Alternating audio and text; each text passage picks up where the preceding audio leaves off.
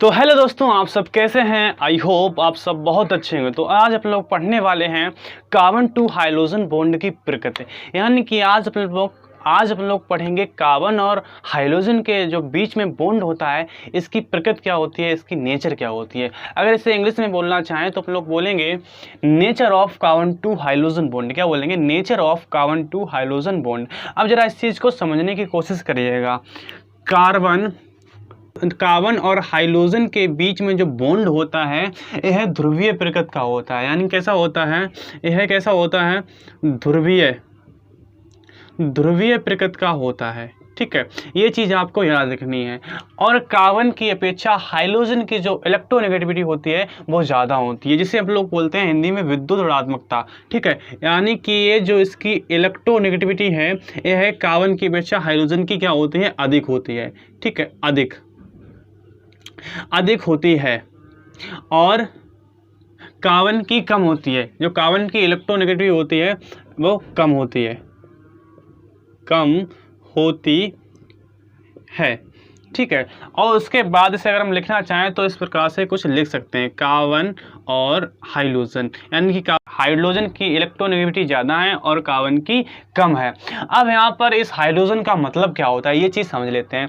ये जो हाइड्रोजन है, असल में इस हाइड्रोजन का मतलब क्या होता है। यहाँ पर हमने हाइड्रोजन लिखा और हाइड्रोजन से मतलब होता है ग्रुप नंबर 17। ग्रुप नंबर 17 मतलब क्या होता है?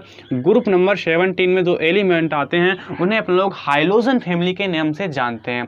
ग्रुप नंबर 17 में जो एलिमेंट आते हैं उन्हें अपन लोग किसके? हाइड्रोजन फैमिली के नाम से जानते हैं। इस बात को समझने की कोशिश करिएगा आप लोग।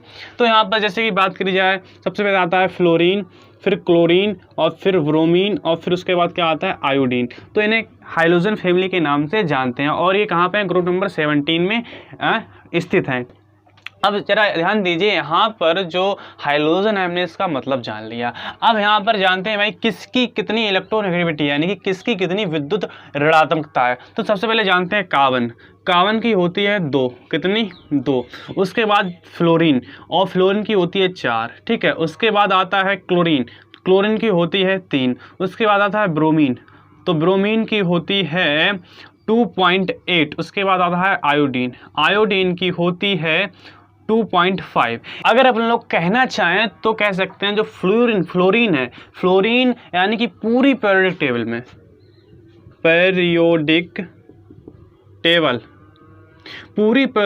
में फ्लोरीन की इलेक्ट्रोनेगेटिविटी होती है वो सबसे ज़्यादा होती है। तो यहाँ पर लिख सकते हैं सबसे ज़्यादा। क्या लिख सकते हैं? सबसे ज़्यादा।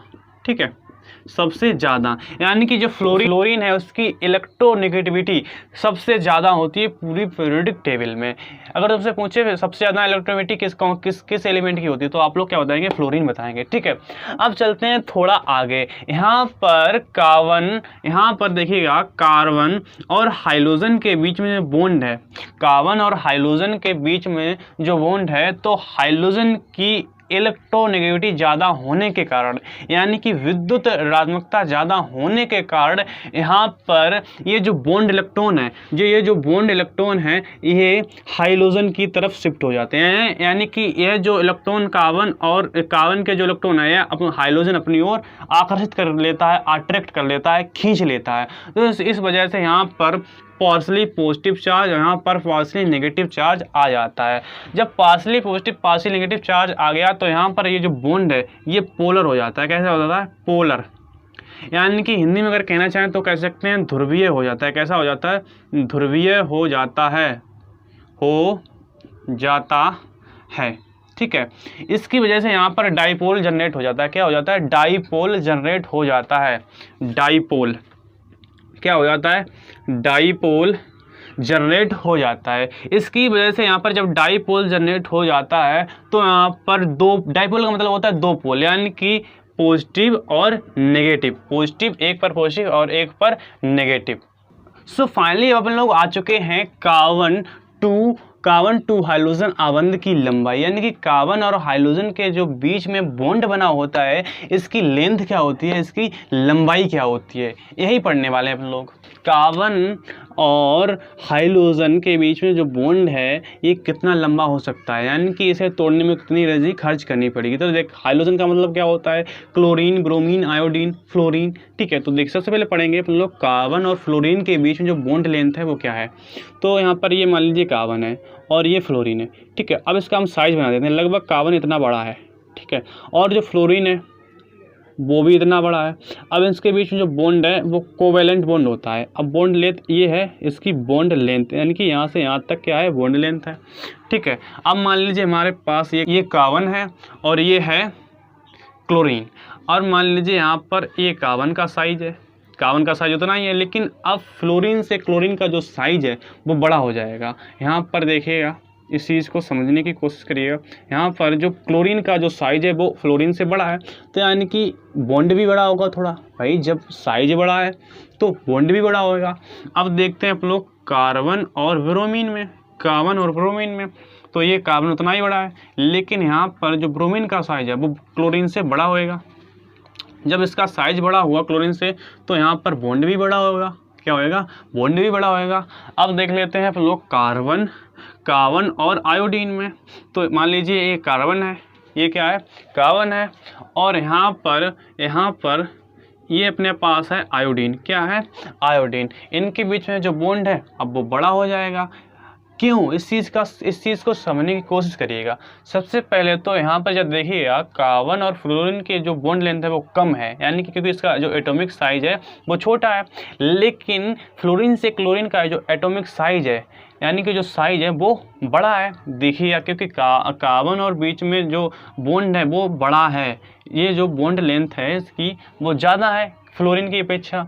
अब यहाँ पर कार्बन और ब्रोमीन के बीच में जो बॉन्ड बना है, इनके बीच में जो ब्रोमीन का जो एटॉमिक साइज है वो क्लोरीन से बड़ा है, तो जाहिर सी बात है बॉन्ड लेंथ भी ज़्यादा होगी। अब यहाँ पर आयोडीन की जो एटॉमिक साइज है वो क्लोरीन से बड़ी है, तो इसलिए यहाँ पर बॉन्ड लेंथ भी ज़्यादा होगी, यानी कि इस बॉन्ड को तोड़ने के लिए हम लोगों को ज़्यादा एनर्जी खर्च करनी पड़ेगी, लेकिन इस बॉन्ड को तोड़ने के लिए थोड़ी कम, और इसमें और भी कम, और इसमें और भी कम। इस चीज़ को एक एग्जाम्पल देके हम समझा देते हैं। मान लीजिए मार्कर है, अब यहाँ पर इसको तोड़ने के लिए हमें ज़्यादा एनर्जी खर्च करनी पड़ेगी क्योंकि ये छोटा है। अब अगर पूरे मार्कर को हम लोग तोड़ें यहाँ से, तो इसमें थोड़ी एनर्जी कम खर्च करनी पड़ेगी। इस चीज़ को इस चीज़ से रिलेट करके हमने समझा दिया है। तो यहाँ पर ये हुआ इसका मतलब। ठीक है, वीडियो आपको कैसा लगा कमेंट बॉक्स में जरूर बताएं। साथ ही अगर हमारे चैनल को आपने सब्सक्राइब नहीं किया तो प्लीज़ चैनल को सब्सक्राइब, वीडियो को लाइक, दोस्तों के पास शेयर करना मत भूलें।